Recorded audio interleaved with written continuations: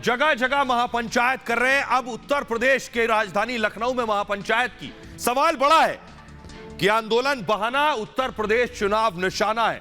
खुद राकेश टिकैत मंच पर थे और देखिए कैसे तलवार उन्होंने निकाली। ये बताया मंच से और किसानों की भीड़ थी। मकसद बिल्कुल शीशे की तरह साफ हो गया है कि किसान कानून वापस होने के बावजूद अगर किसान नहीं उठ रहे, लखनऊ में महापंचायत कर रहे हैं, तो क्या किसानों का मकसद उत्तर प्रदेश चुनाव है? और मांग भी ये कि मोदी सरकार में मंत्री इस्तीफा दें, मांग ये कि मोदी अपने एक मंत्री को बर्खास्त करें। सुनिए जरा। लखनऊ तो एक प्रस्तावित है क्योंकि अजय टैनी यहाँ का ही रहने वाला, जिसने किसानों को जीप से मरवाया, वो यहाँ का ही है, उसको बर्खास्त करो। लखनऊ में किसानों की महापंचायत।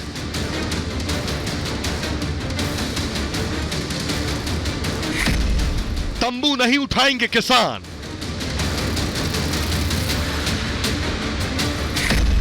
मोदी के मंत्री का मांगा इस्तीफा।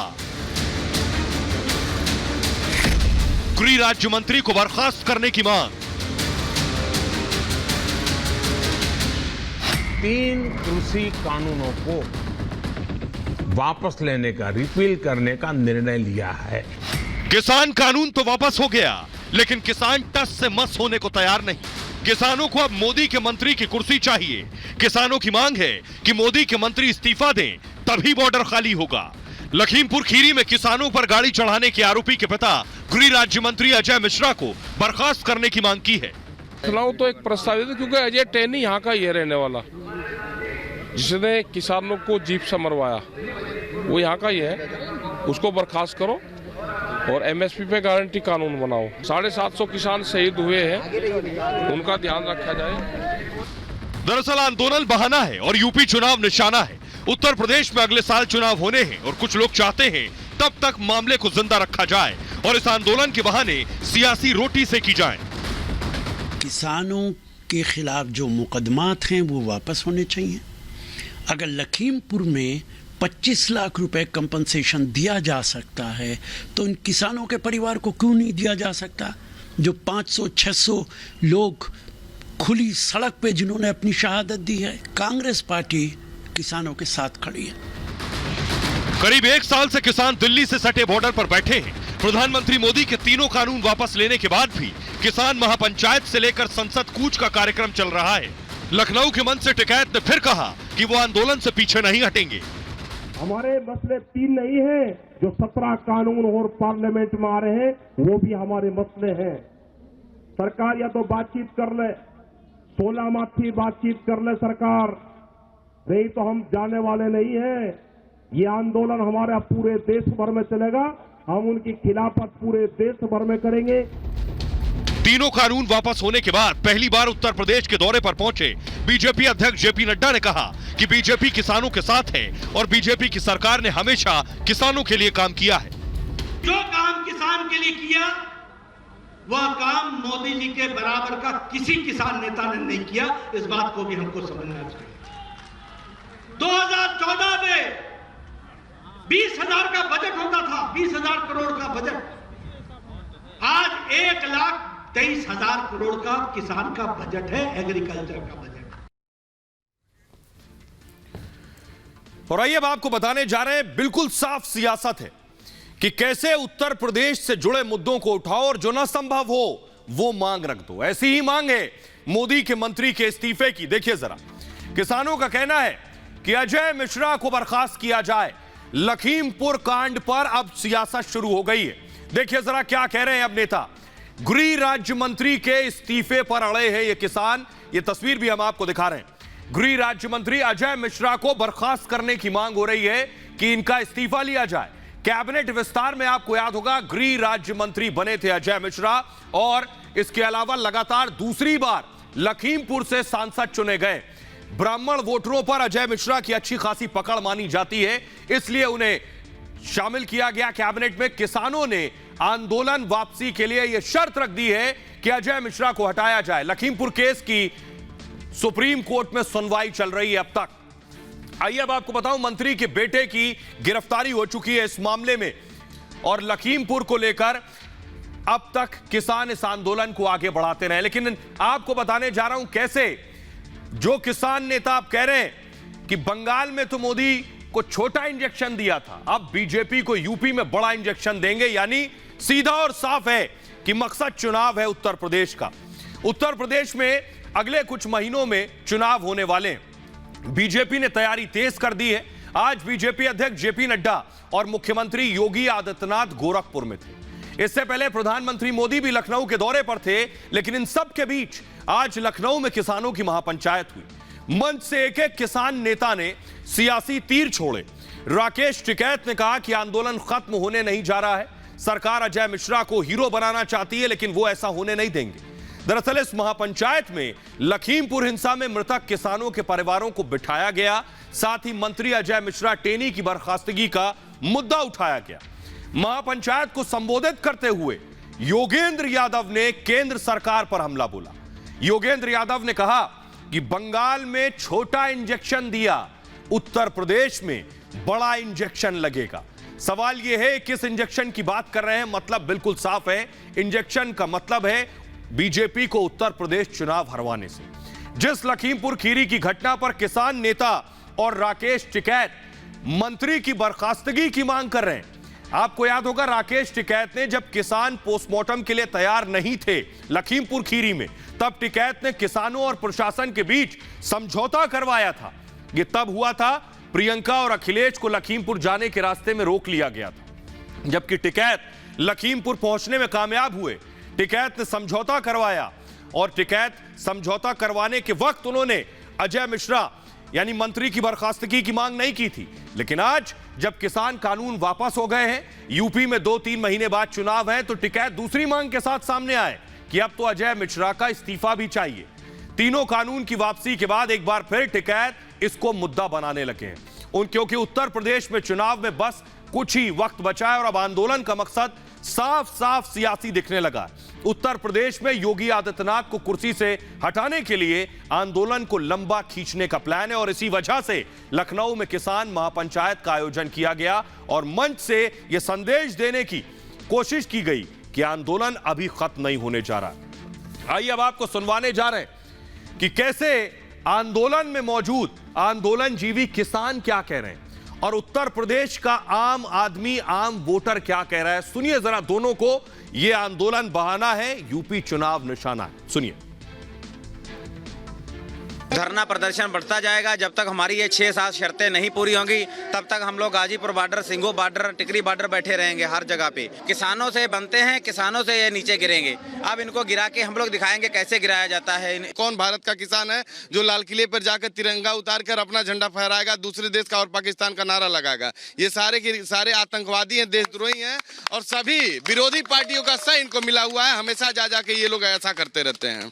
जब तक ये मांगे नहीं पूरी होंगी तब तक कि अभी हम लोग धरना वैसे ही चलता रहेगा। जब ये सारी मांगे पूरी होंगी उसके बाद में संयुक्त मोर्चा की बैठक होगी, तब तक उसमें निर्णय लिया जाएगा कि धरना उठाएगा या चलेगा। ये लोग एसी में रहने वाले हैं मैम, ये एसी में रहकर चीन से फाइंडिंग करके ये सारी धरना प्रदर्शन 500 रुपये देकर, मैं पंजाब से आया हूँ कमा के, ये 500 रुपये भाड़े देकर सारी नाका से लेबरों को खरीद के धरना प्रदर्शन करा रहे हैं। 700 किसान मर गए और आपको तत्काल मीटिंग नहीं, ऑर्डिनेंस नहीं लानी थी बनाने के लिए। आप कोरोना काल में आप 1 दिन में कानून ला दिए। इमीडिएट 24 घंटे में कैबिनेट बुलाना चाहिए। किसान देश भर में आग लग रहा है, आप नींद सोए हुए हैं। राकेश टिकैत है, इसकी दुकानदारी अब बंद हो चुकी है। इस नाते वो बौखला चुका है कि उसको करना क्या है। इस नाते जितने विरोधी पार्टी हैं वो सारे लोग बैठ के एक बंद कमरे एसी रूम में वो बैठ के मीटिंग कर रहे हैं मुझे अब क्या करना चाहिए। तो इससे अब ये भारत की जनता ये समझ चुकी है कि ये लोग केवल सिर्फ अपनी दुकानदारी करते थे। आज की डेट में प्रधानमंत्री मोदी जी ने किसान बिल वापस करके सारे भारत में, समूचे भारत में फिर से आज़ादी ला दिया। सभी किसान खुश हैं। एमएसपी गारंटी कानून बनेगा तो ही हमारा धरना प्रदर्शन खत्म होगा। हमारे राकेश टिकैत जी के आदेश अनुसार जो संयुक्त किसान मोर्चा लेगा निर्णय, उसी पे हम लोग अटल रहेंगे। अगर वो कहेंगे कि एमएसपी गारंटी बन गई, हमारा धरना खत्म होगा, तो हम लोग धरना खत्म कर देंगे, नहीं तो हम लोग धरना नहीं खत्म करेंगे। मोदी जी ने जो फैसला वापस ले लिया है उस पे भी कुछ किसान खुश है, क्योंकि किसान को जो कृषि बिल लाया गया था उसमें फायदा था। ये किसान नहीं है, ये केवल मोदी जी के विपक्ष के लोग हैं जो उनको घेरने का काम कर रहे हैं। किसान बहाना चुनाव निशाना, बस वही उनका हाल है विपक्ष। अच्छा, किसानों की जितनी शर्त है वो माने। अभी तक के 1 साल में इनको समय नहीं था, अब सन 2022 को इनको चुनाव दिखाई दे रहा है, क्योंकि ये जुमलों की सरकार है, कुछ भी कह सकती है। माननीय प्रधानमंत्री जी का जो भी बिल वापसी संबंधी जो उन्होंने प्रक्रिया किया है वो एकदम स्वागत करने योग्य है, और हम लोग किसान खुद हैं, हम लोग बहुत संतुष्ट हैं। तो आपने दोनों पक्षों को सुना। आइए अब आपको बताने जाने उत्तर प्रदेश चुनाव में क्या इसका असर होगा। यूपी के पश्चिमी उत्तर प्रदेश की तस्वीर मैं आपको दिखाने जा रहा हूं। किसान आंदोलन का क्या असर पश्चिमी उत्तर प्रदेश में। ये पश्चिमी उत्तर प्रदेश का नक्शा आप देख रहे हैं, मेरठ, मुजफ्फरनगर, ये वो जिले हैं जिससे जो जाटलैंड जिससे जुड़ा हुआ है, जो किसान। फुल स्क्रीन अगर ये मैप में दिखाऊं आपके सामने, देखिए जरा, ये पश्चिमी उत्तर प्रदेश का मैं आपको नक्शा दिखा रहा हूं। गाजियाबाद इसमें शामिल है, ये सब वेस्टर्न यूपी के जिले हैं। गौतम बुद्ध नगर इसमें शामिल है। अगर असर होगा तो इन जिलों का असर होगा, लेकिन आइए आपको बताने जा रहा हूं मैं, आखिर पश्चिमी यूपी का गणित है क्या। क्या वेस्टर्न यूपी में योगी आदित्यनाथ को नुकसान होगा? क्या अगर किसान आंदोलन का असर होगा तो योगी आदित्यनाथ को कितना बड़ा झटका लग सकता है? या फिर किसान कानून रद्द करने की बात कहकर क्या प्रधानमंत्री नरेंद्र मोदी ने बाजी पलट दी है पश्चिमी उत्तर प्रदेश की? ये आपको दिखाने जा रहे हैं। देखिए, वेस्टर्न यूपी की स्थिति कुछ ये है। पश्चिमी यूपी में 136 विधानसभा सीटें, 100 से ज्यादा सीटों पर किसानों का दबदबा माना जाता है, यानी 100 सीटों पर असर डालते हैं। बहुत बड़ी संख्या है 100 सीट। इन इलाकों में किसान आंदोलन का प्रभाव सबसे ज्यादा है वेस्टर्न यूपी में। राकेश टिकैत भी इसी इलाके से आते हैं, पश्चिमी उत्तर प्रदेश के।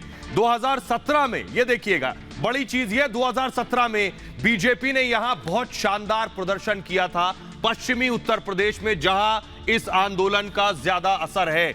136 सीटों में से 109 सीटों पर, जी हां 136 सीटें पश्चिमी उत्तर प्रदेश की हैं, उसमें से 109 सीटों पर बीजेपी ने जीत दर्ज की थी। किसान कानून को लेकर यहां बीजेपी का विरोध हुआ है, और कानून वापसी के बाद बीजेपी को फायदे की उम्मीद जगी है कि कानून वापस हो गया। वेस्टर्न यूपी में क्या बीजेपी डैमेज कंट्रोल कर पाएगी?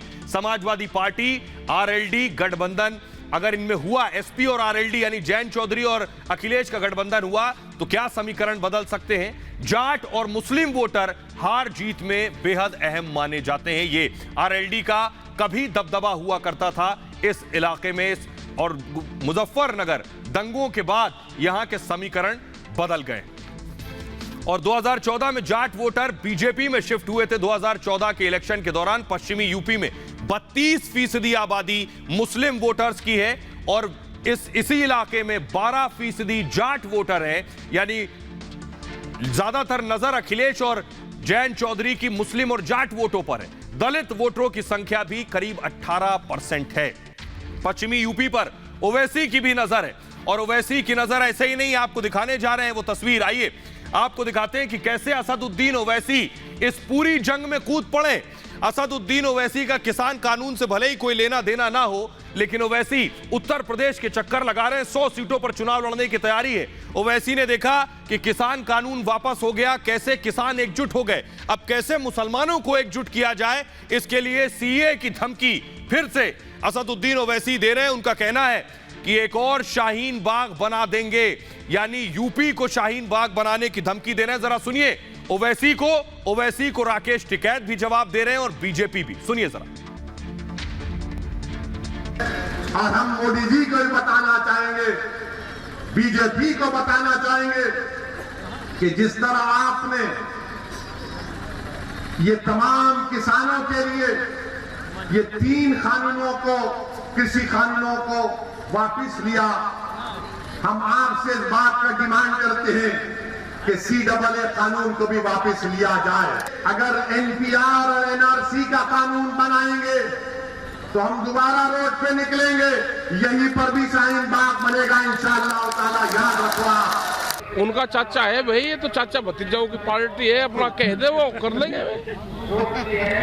ओवैसी तो बीजेपी का चाचा है, उसे टीवी पे कहने की जरूरत ही नहीं, उनको कह देगा मान लेंगे उसकी बात। आपको लगता है कि बीच में ना हो यार? हम तो कह रहे हैं कि चाचा भतीजों का मामला है, उनका दोनों का निपटा लेंगे, उनकी घर की बात है ये। असदुद्दीन ओवैसी पूरे मुल्क में भ्रम पैदा करने में माहिर हैं।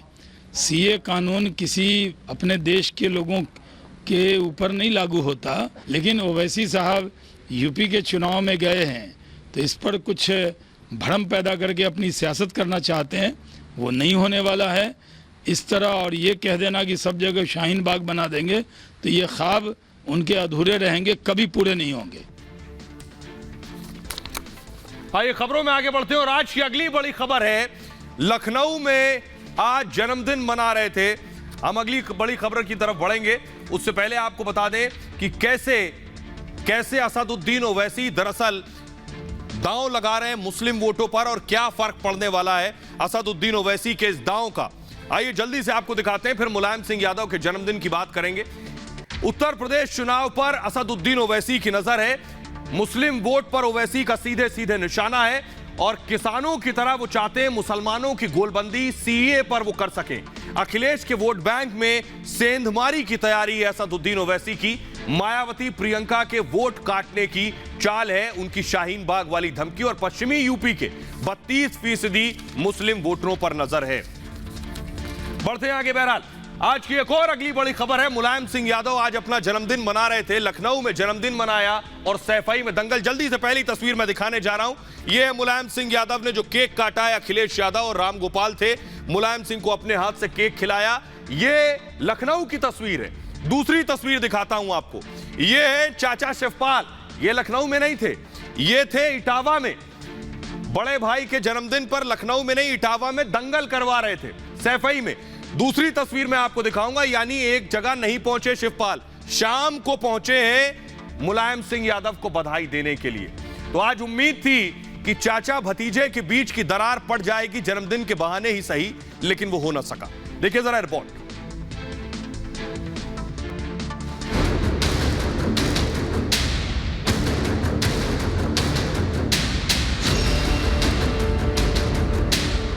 चाचा भतीजे की अदावत दुनिया से छिपी नहीं, लेकिन नेताजी मुलायम का जन्मदिन भी चाचा शिवपाल और भतीजे अखिलेश के बीच की दरार को पाट नहीं पाया।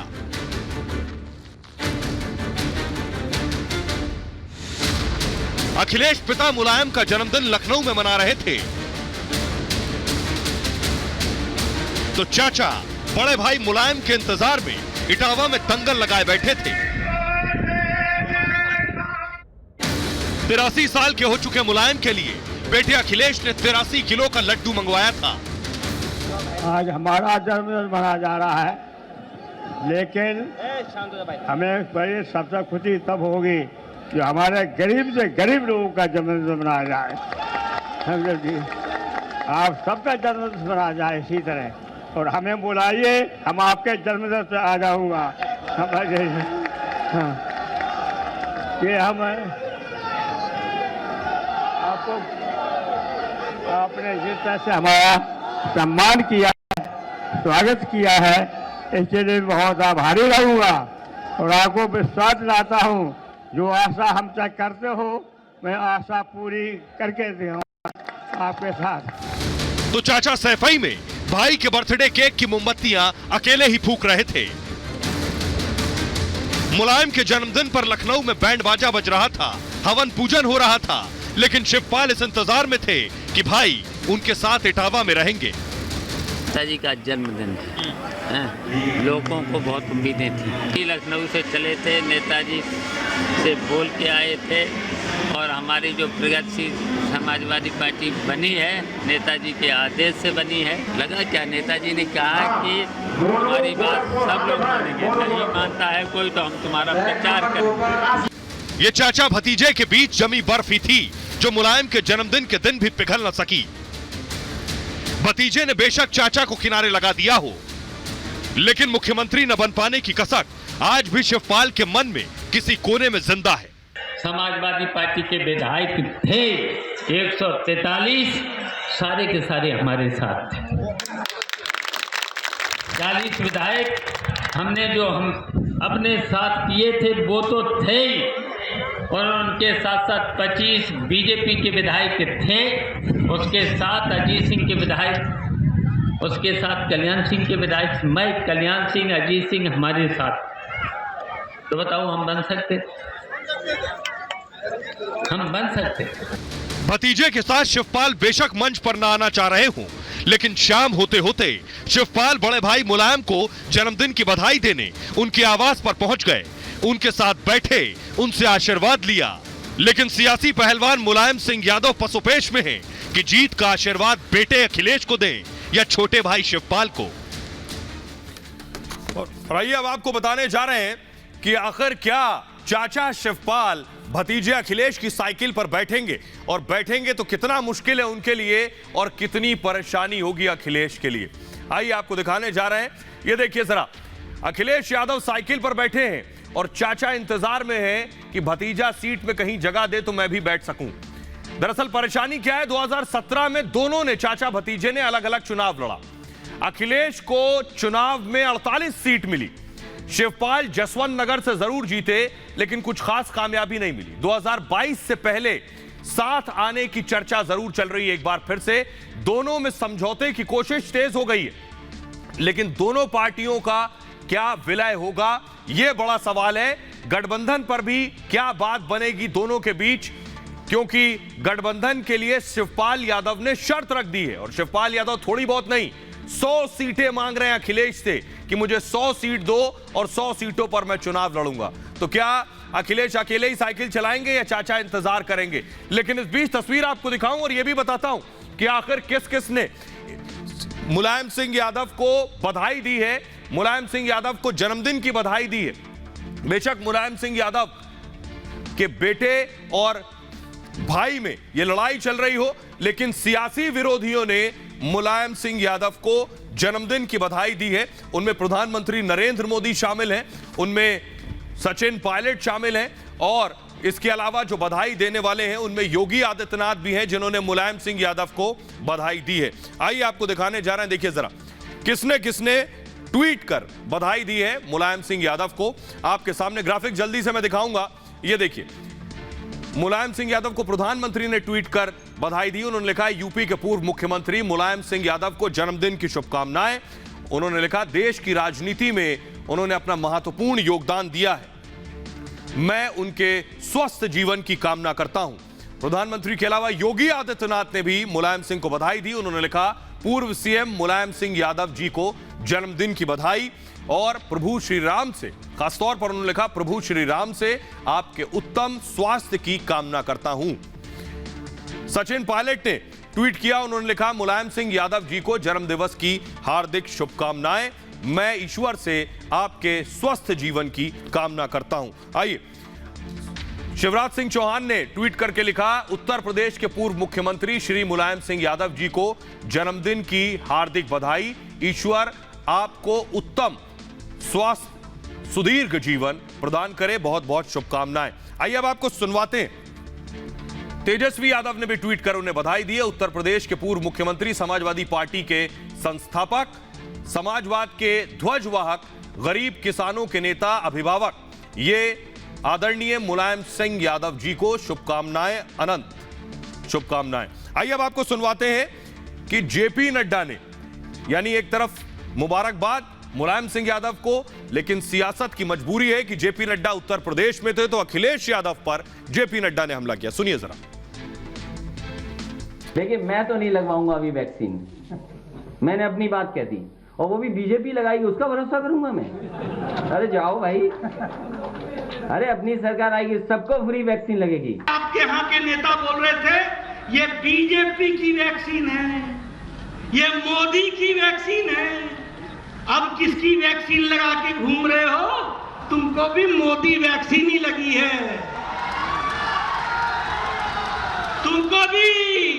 तुमको भी बीजेपी की वैक्सीन लगी है, और जल्दी आपकी टोपी भी लाल से केसरिया होने वाली है, इसकी आपको चिंता करनी है। आइए बात करते हैं परमवीर सिंह की। जी हां, परमवीर सिंह को डर लगता है, परमबीर सिंह के वकील ने आज कोर्ट में कहा कि परमबीर सिंह को महाराष्ट्र जाने में डर लगता है। सुनिए जरा कोर्ट में क्या हुआ आज।